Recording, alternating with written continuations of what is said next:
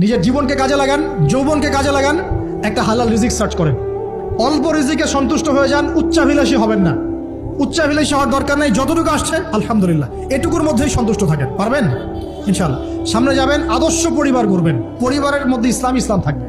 পরিবারের পিতা হবে ইব্রাহিম, পরিবারের সন্তান হবে ইসমাইল, পরিবারের স্ত্রী হবে হাজারা অথবা সারা আলাইহিস সালাম। দিনদার ছেলে নাই, বিয়ে নাই, দিনদার মেয়ে নাই, বিয়ে নাই। ওই যেটা আপনি মনে করছেন রূপ সৌন্দর্য হাবিজাবি, কিচ্ছু থাকবে না ভাই, কিচ্ছু থাকবে না। 1 বছর 2 বছর পরে সব শেষ। দিনদার স্ত্রী পাবেন, চোখ বন্ধ করে বিয়ে করে ফেলবেন। আর দিনদার স্বামী পাবেন, বিয়ে করে ফেলবেন। আমার স্বামী কত বড় ব্যাংকের চাকরি করে, কত বড় ডিগ্রি, কত বড় সার্টিফিকেট, এটা পরের ইস্যু।